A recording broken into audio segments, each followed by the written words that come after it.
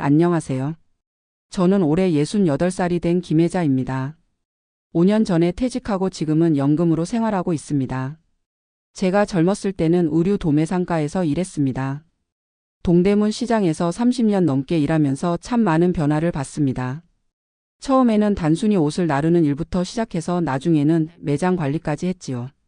그런데 시간이 지날수록 온라인 쇼핑이 활성화되면서 오프라인 상가들이 많이 힘들어졌습니다. 제가 일하던 가게도 예외는 아니었어요. 직장 생활을 할 때는 그래도 월급이 꾸준히 나왔지만 국민연금은 가입 기간이 짧아서 지금 받는 금액이 82만 원 정도입니다. 사실 처음에는 이 돈으로 어떻게 살아갈지 막막했습니다. 서울에 살던 월세집도 더 이상 감당하기 어려워졌고요. 그래서 큰 결심을 하고 시골로 내려왔습니다. 경기도 외곽의 작은 읍내에 있는 주택가에 월세 35만 원짜리 낡은 집을 구했습니다. 지금 제 한 달 수입은 국민연금 82만 원이 전부입니다. 여기서 월세 35만 원을 빼면 47만 원이 남습니다. 이 47만 원으로 공과금, 식비, 의료비 등 모든 생활비를 해결해야 합니다. 그래서 처음부터 저는 하루 두 끼를 먹기로 결심했습니다. 아침은 보통 생략합니다. 대신 점심을 조금 일찍 오전 11시쯤 먹고 저녁은 오후 6시쯤 먹습니다. 식사는 주로 집에서 해 먹습니다. 마트에서 파는 가장 저렴한 쌀과 채소를 사서 반찬을 만들어 먹습니다. 고기는 일주일에 한 번 정도만 조금씩 먹습니다. 대신 두부와 계란으로 단백질을 보충하려고 노력합니다. 그리고 한 달에 한 번은 읍내에 있는 복지관에 가서 무료 식사를 합니다. 거기서 노인들을 위한 점심 식사를 제공하는데 그날은 정말 맛있게 먹습니다. 쌀과 김치만큼은 넉넉히 구비해 두려고 합니다. 배고프면 김치와 쌀밥만으로도 한 끼를 해결할 수 있거든요. 그리고 제가 시골에 내려와서 참 좋은 점은 작은 텃밭을 가꿀 수 있다는 것입니다. 집 주변에 조그만 텃밭을 얻어서 상추, 고추, 방울토마토 같은 것들을 심었습니다.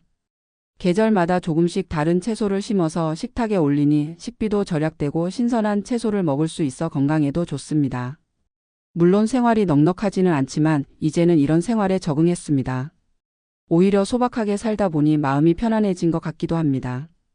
복지관에서 만난 동네 할머니들과 가끔 수다를 떨고 텃밭을 가꾸는 일이 제게는 큰 즐거움입니다. 하지만 가장 힘든 것은 아무래도 의료비입니다. 저는 고혈압과 관절염이 있어서 정기적으로 약을 먹어야 합니다.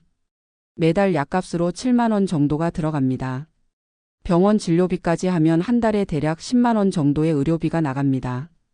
그래도 다행인 것은 국가에서 지원하는 노인 의료비 혜택이 있어서 부담이 조금 줄어든다는 점입니다.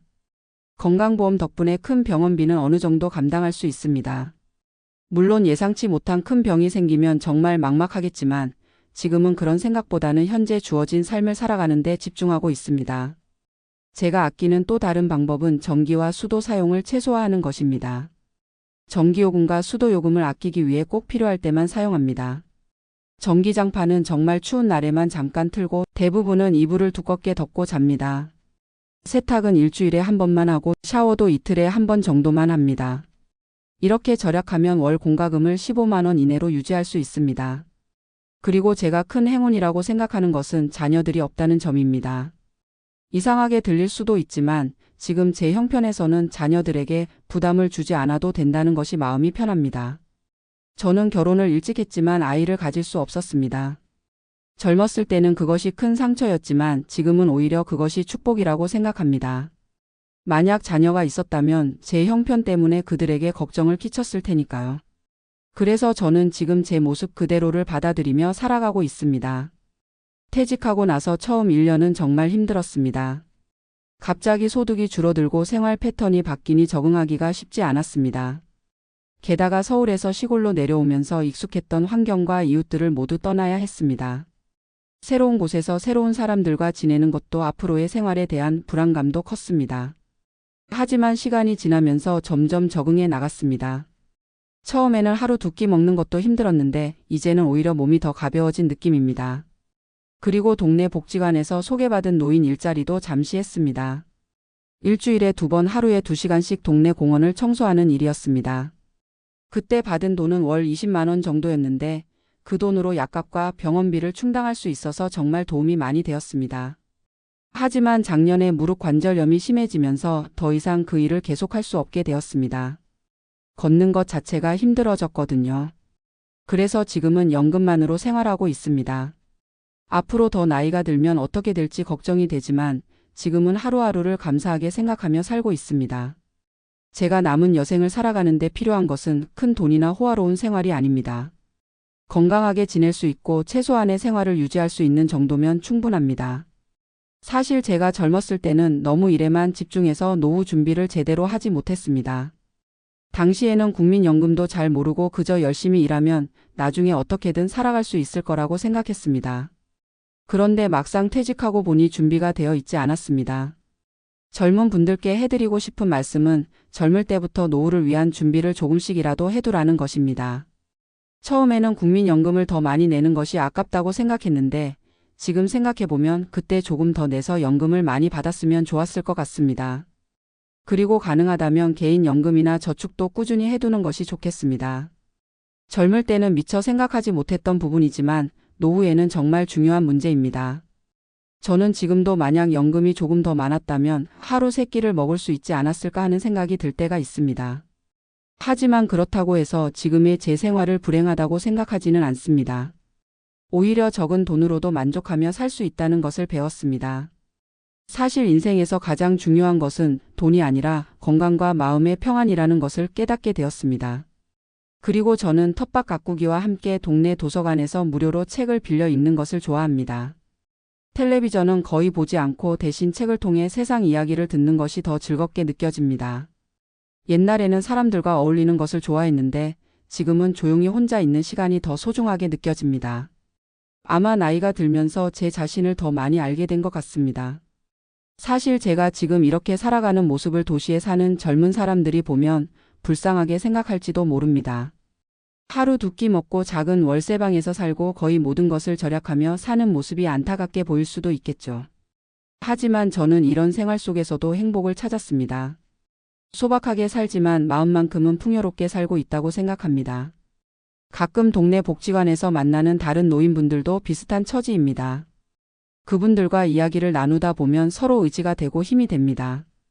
저와 비슷한 처지의 박순자 할머니는 국민연금이 저보다 더 적은 65만 원이라고 합니다.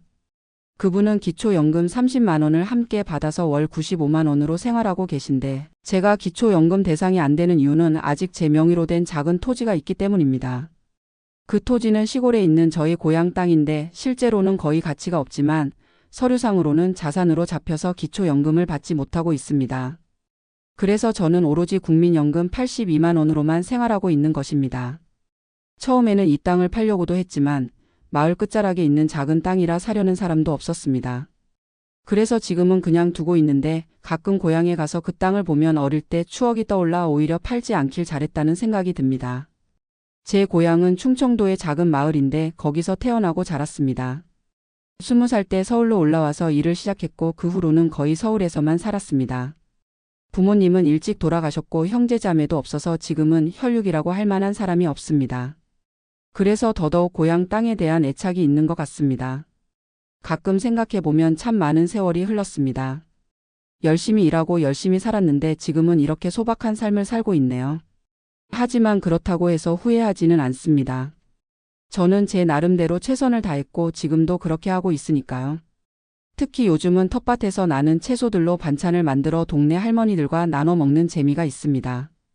제가 키운 고추로 만든 고추장아찌는 동네에서 인기가 좋아요. 혜자 씨, 이 고추장아찌 어떻게 만드는 거예요?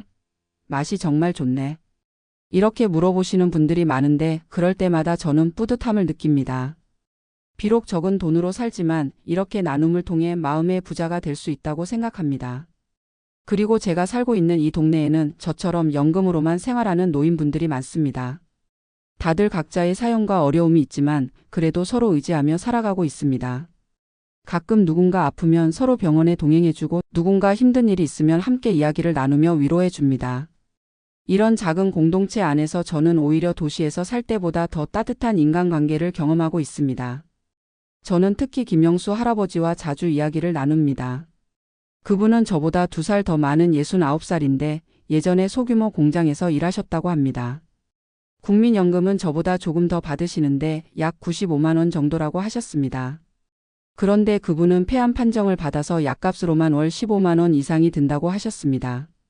그래도 그분은 항상 웃으면서 살아있는 것만으로도 감사하다고 말씀하십니다. 그런 모습을 보면서 저도 많은 것을 배웁니다. 제가 요즘 가장 걱정하는 것은 앞으로 더 나이가 들어서 거동이 불편해질 때입니다. 지금은 그래도 혼자서 생활할 수 있고 텃밭도 가꿀 수 있지만 이런 생활이 언제까지 가능할지 모르니까요. 특히 독거노인으로 살다가 갑자기 아프거나 응급 상황이 생기면 어떻게 해야 할지 걱정됩니다. 그래서 최근에는 동네 복지관에서 알려준 응급안전 알림 서비스에 가입했습니다. 이 서비스는 독거노인들을 위한 것으로 집에 작은 기계를 설치해서 24시간 모니터링을 해주는 시스템입니다. 만약 제가 갑자기 쓰러지거나 위급한 상황이 발생하면 자동으로 119에 연락이 간다고 합니다. 이런 시스템이 있어서 조금은 안심이 됩니다. 그리고 지역 주민센터에서 일주일에 한 번씩 안부 전화도 해주고 있어요. 이렇게 사회적 안전망 속에서 살아가고 있다는 것이 위안이 됩니다.